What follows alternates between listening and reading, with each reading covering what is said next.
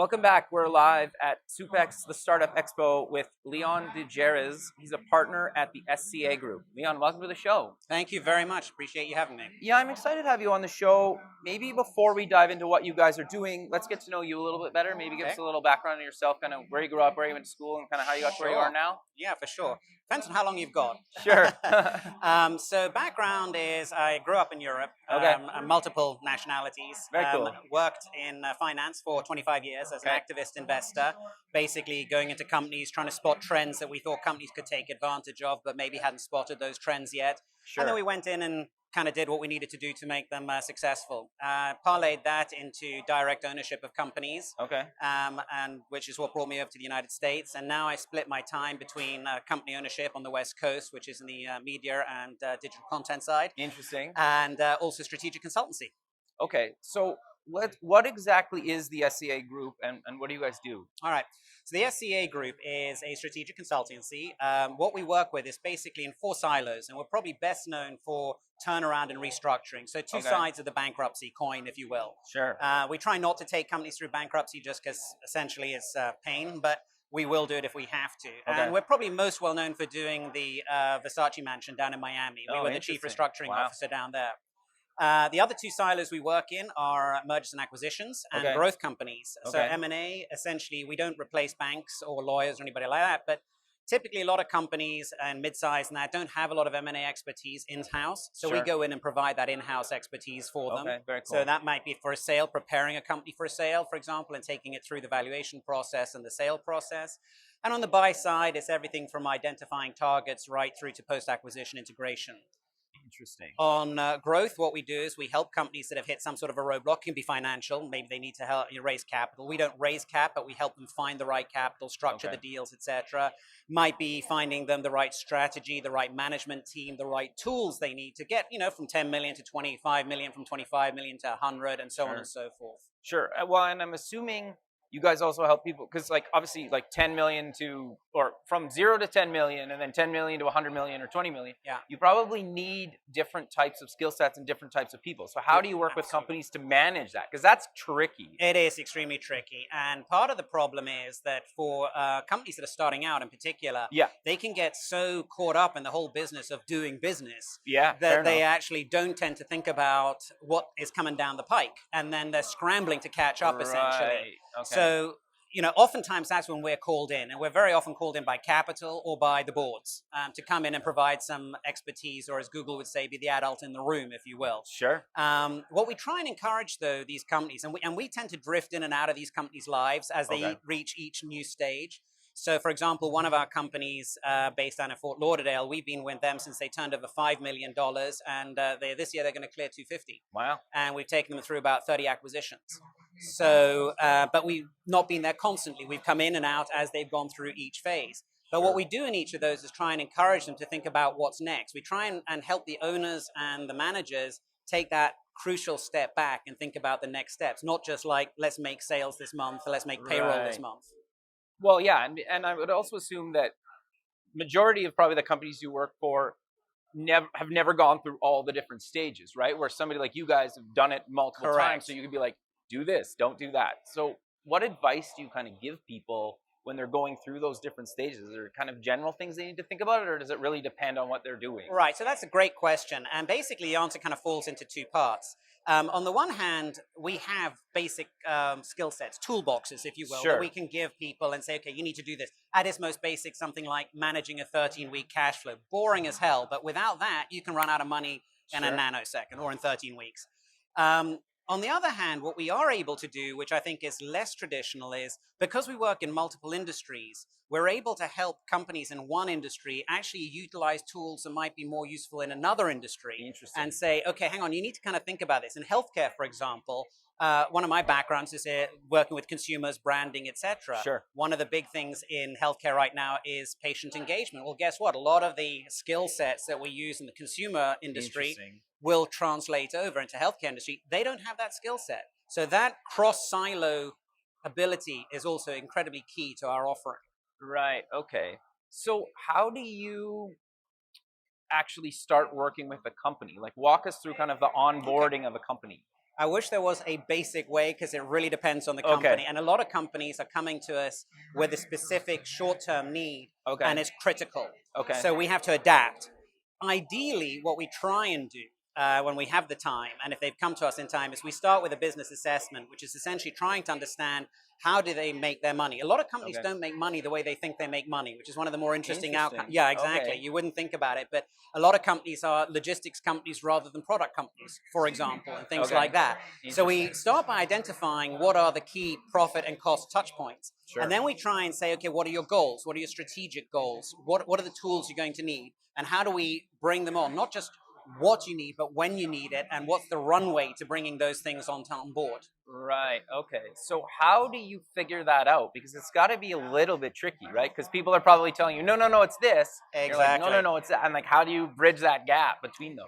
Well, it's actually it's not a challenge when you're coming into a company that has a professional management team, because most managers have been trained in much the same way in this country, whether it's by an MBA or simply just work experience, right? Sure, okay. The bigger issue is when you come into a founder-CEO situation, because a founder-CEO will often have a vision, and they may be good at communicating that, and they may be they may think they're better at communicating it than they actually are. Right. And they think they also know everything there is to know about the company, so therefore they're almost, even though they've brought you on board, although sometimes it's the board or the capital, as I say, but even when they brought us on board, there can be that tension where they don't really want to be told anything about their own company, even though they've asked you to help them. So it is tricky. Interesting.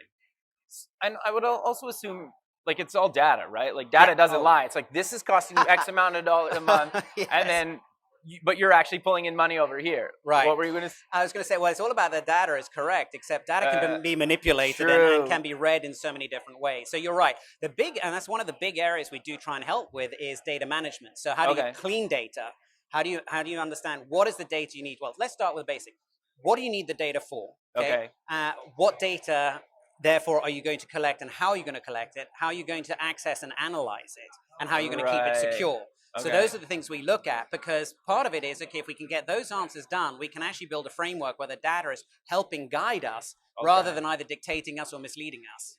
But then how do you prove to them that the data you're showing them is actually the real thing and not kind of your own take on it, right? Right. So one of the key things is to make sure the raw data is essentially correct. So that's the starting point of everything. And one of the guys we work with in our group, who's affiliated with our group, I should say, he describes himself, and I love this, as a data janitor, which actually, I love the term because it's slightly self-deprecating, but it explains exactly what he does. He cleans data. And that's the absolute starting point. So once we can get people to have confidence in the data set, then it's about asking the right questions. And that is, before we ask the questions, we spend a lot of time trying to understand what are we trying to identify, back to what is the purpose of the data. And that's how we get the buy-in, by making them part of that process, not coming to them with a model, to your earlier point. We don't like, saying that this is how it's going to be, this is the, these are the questions. No, we want them to be part of that process because you get the buy-in. And then you can also prove, like, okay, well, you started here, now you're here, and like you can... Correct. That's exactly right. So walk us through that journey. Like, how do you decide when to recommend a company, okay, you need like this role now, or maybe you need to tweak these people's roles, or you need to hire this, or like bring in somebody temporarily, right? Like you hear that all the time in the startup space. It's like you have like a temp CEO, or like you have bring in somebody just to like go to IPO, for example. So walk us through how you make those decisions. So the biggest issue with any management team, whether they're temporary or whether they're the permanent team of that new company, is all growth companies rely on having some sort of an entrepreneurial spirit in them. That's really crucial, because that's what differentiates them, that's what drives them, it's what motivates a lot of the staff, why they join, because they don't want to work in a corporate environment. But the problem is you do need some sort of a corporate imprint. So part of the issue that you have to work out is, okay, how do you intersect that in a way that doesn't destroy the entrepreneurial spirit, but actually still allows you to do what the company needs to do? So one of the first things we do is that business audit, essentially, that I was talking about earlier. We try and figure out, what does everybody bring to the party? And the other thing we look at it, there's a theory of constraints, essentially, which is we look at what are the things that constrain a company's ability to achieve something. And what that essentially, long story short, breaks down into is making sure that people are in the right position. Okay. And in a startup, you're aided by the fact that most people are doing everything, right? Sure. So you can utilize that to your benefit by saying, okay, this may be the HR director, but you know what? They have a really good eye for design. So they should be part of the whole creativity process, for example. Sure. So on and so forth. And so it's about asset utilization, identifying the right assets and utilizing them correctly. That's a big part of what we have to do, particularly with human capital. Sure. And then I'm assuming though, like if you're in your HR example, if they're good at it, but they don't want to do it, how do you kind of manage that until you could potentially hire somebody to like maybe take over that? Mentoring is the way. We basically sell it to them as being mentors. In essence, we say, look, we're not going to make this part of your job. That's going to be Joe Smith's job over here. But Joe Smith could really use some guidance. You have a great eye for this kind of stuff. And we know you're worked off your ass right now. But, you know, what we'd like you to do is to spend 2-3 hours a week, just help guide, help mold, help this guy on his journey in this role. So we try and do it that way so that everybody can feel comfortable. Nobody feels they're taking on more responsibility than they need or want. So yeah, a lot of it is horse trading, quite honestly. No, fair enough. Yeah, because I could see you probably get some pushback sometimes. Oh, for sure we get pushback. Well, and then how do you get kind of the C-suite or upper management to buy into kind of the changes that you guys are suggesting? Communication, pure and simple. It is? It has to be permanent communication. And in this day and age, thankfully, that is really a lot easier. Not only because there are, you know, the physical tools to do, like iPads, phones, etc., but now there are also suites out there as well, management suites, etc., that allow us to present information in a timely fashion, in a flexible fashion. And we can try and filter it so that we're also not bombarding people with information, because data overload is a big problem. We can burn people out by kind of just smothering them with data and goals. So do you guys try to do as much in person or kind of remote or a bit of both, or how does that kind of work? So that really depends on the company. We find that with younger startup companies, they are more comfortable in a flexible environment or in a kind of an open workspace environment. Older people typically want us to be physically present. So it's, I hate to say it, it's an age distinction more than anything else. Interesting.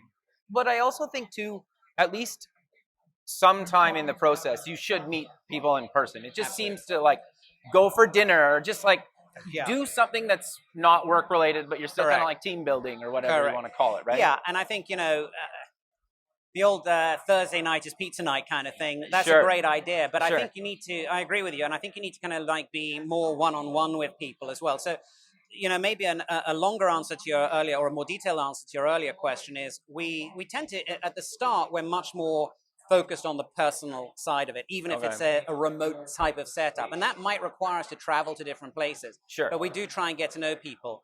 As we've gotten to know them and as we start to roll out the program, we can take that step back. And we don't have to be so in your face like at an individual level. Talk quarterly or something, or whatever that is. Yeah, exactly. So I'm curious, though, when you guys recommend bringing in somebody, do you actually find that person? Do you have somebody on staff, or do you start the recruitment process? So again, it's a movable feast. In many instances, if it's a C-suite position, typically we're asked to occupy it. So we're often asked to be the CEO, temporary CFO of these companies to help them get through whatever that problem is, right? More often than not, though, even when that's the case, we are helping them find the right full-time replacement and then train that replacement, make sure that they are aware of what's necessary, etc. We work with a lot of service providers. We know who's good. We know who's less good. And we try and also match the service provider philosophically with, or culturally, with the companies we're working for, so that it's a good fit. And you haven't got like, you know, a real, you know, white shoe banker working for a real young startup, and the two just can't communicate. No, that makes sense. But usually in that case, just to your example right there, it's like, you usually need somebody that's a bit older with some experience to be a CEO or kind of some C-level suite.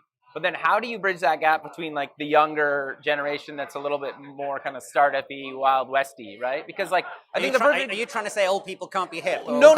It's just like, I think the perfect example is like Google brought in Schmidt. Right? And he clearly did a good job there. And then he was only there for a decade or so, But I think that actually works only when you can get a personal connection between the founders, the early founders, and the managers. I think things break down into two camps. You've got the founders who are hands-on, love to kind of get dirty with the product. In IT, you know, all they really want to do is code. Yeah, fair. So, one of the things Eric Schmidt did that was very smart, apart from figure out the whole business model, was he understood that the two founders really just wanted to be kind of creative, doing their own things. They didn't want to deal with the management of the company. Sure. So he did that. That model, I think, is very transferable outside of IT as well. So you've got to figure out what is it the founders really want to do, help them achieve that. And if it's to manage the company, simply give them the support to do that. If it's to do the whatever the thing is they want to do, then you have to provide maybe a bigger solution on the management side. Sure. And I guess it's just understanding where the other person is coming from, right? That's exactly it. Yeah. And then do you guys kind of mediate those conversations, or how does that work? So first of all, we're very, very careful about which partner we put in. We are not at all, we don't take ownership. Like if we've gone out to win a client, if we just can't really, click with that client, or it's clearly not really, I think we'll look in the partnership to find the person who can. That's number one.